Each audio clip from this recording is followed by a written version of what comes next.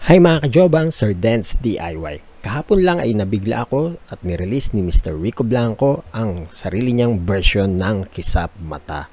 Tama ang narinig nyo, Kisap Mata. Ito ay 1996 na awitin ng banda niyang River Maya.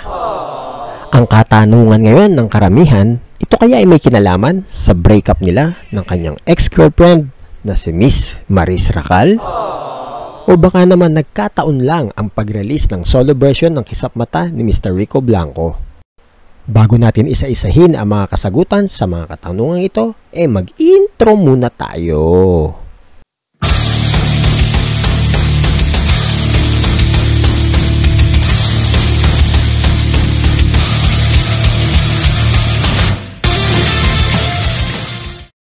Ano nga ba ang Kisap Mata? Ang Kisap Mata ay awitin ng River Maya under sa album nilang Trip na nirelease nila noong February 1996 under BMG Records. Usap-usapan kasi muli ang awiting Kisap Mata dahil ginawan to ng solo version ni Mr. Rico Blanco kahapon lang, July 19, 2024 niya nirelease. Ang katanungan tuloy ng mga marites sa online world, may kinalaman kaya ang timing ng pag-release nito sa breakup nila ng kanyang ex na si Miss Maris Racal? So mga kajobang, halika at mag-imbestiga tayo at balikang muli ang kontrobersyal na lyrics ng awiting Kisap Mata. Kung titignan kasi natin ang first line ng awitin na ito, ay ito yon. Nitong umaga lang, pagkalambing-lambing. So ano o sino kaya yung malambing? Ayun, ng iyong mga matang hayop kong tumingin. Kung titignan kasi natin literal, so parang kanina lang, malambing. So sige, tignan natin yung next line. Nitong umaga lang, pagkagaling-galing ng iyong sumpang walang aawat sa atin. Kung first time mong narinig ang awitin na to o first time mong binasa, parang may dating na kagad no? Parang nitong umaga lang, pagkagaling-galing, nitong umaga lang, pagkalambing-lambing. Parang sa susunod, kung tanghali o hapon o gabi, parang may pagbabago no? Maaaring pagbabago sa nararamdaman, kasi ganun yung dating nitong first two lines Okay, sige, move tayo ngayon sa bandang chorus.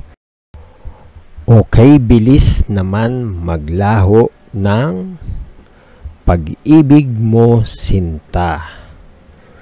Daig mo pa ang isang kisap mata. Yan ay sinasabi natin. Kanina, nung nandun tayo sa first two lines, parang may paparating na, yung kukontrahin yung first two lines, yung may paparating na negative, no? Ito na nga yun.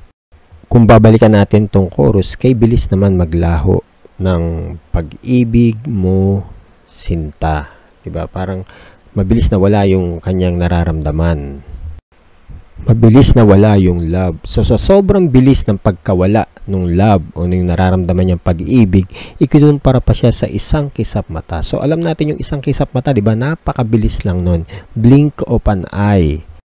Napakabilis talaga. Kasi kung titignan natin literal ulit itong awiting ito, kaninang umaga lang, nagtitinginan pa sila, malambing pa, nandun pa yung love. Pero nung habang kinakanta niya, ibig sabihin kaninang umaga, so hindi pa natatapos yung maghapon. Maaring tanghali pa lang, o hapon, o wala pang gabi, naglaho na kagad yung pag-ibig. Ganon siya kabilis mga kajobang. Kaya pala inihalim tulad sa isang kisap mata. Moving forward, tara tingnan natin yung mga next line. Kanina'y nariyan lang, but bigla na lang nawala. Talagang napakabilis nito kasi sabi niya, kanina'y nariyan lang, tapos bigla na lang nawala. So hindi natapos yung maghapon, di ba? Kung titignan natin siya ng literal Then next, inulit-ulit itong line na to, yung daig mo pa ang isang kisap mata. So sabi, daig pa yung kisap mata. So napakabilis, no? Mas mabilis pa sa isang kisap mata. Okay, next line. Kani-kanina lang, pagkaganda-ganda. So ibig sabihin, kanina lang, napakaganda. Ano nangyari? Okay, maganda yung pagkakasabi ng sana'y tayo na nga. So according sa line na yan, napakaganda ng pagkakasambit nung maari nung girl, nung sana'y tayo na nga. So ano yung sana'y tayo na nga? Sana'y tayo na nga hanggang huli o forever tayo ng dalawa. Parang ganon yung ibig sabihin yan, no? Okay, next, tuloy pa natin. Kani-kanina lang pagkasaya-saya. So napakasaya nila, no? Ng buhay kong bigla na lamang nag-iba. So meaning dahil sa love, nagkaroon ng bagong buhay, bagong pag-asa. So yan yung nagagawa ng love kasi sa atin, no? Nagiging inspiration. So yun yung nilalaman ng awitin na ito. Pero kung babalikan natin yung chorus, yun nga, yung nagtataka, yung sumulat ng awitin, bakit biglang nag-iba? So, ang bilis na wala ng feelings, no? Mas mabilis pa sa isang kisap mata. Kaya pala kisap mata ang title ng awiting ito. Ngayon, kung tatanungin nyo ako, may kinalaman ba ang pagkaka-revive nitong o pagkakaroon ng solo version ni Rico Blanco ngayon na nataon sa hiwalayan nila ng kanyang ex-girlfriend?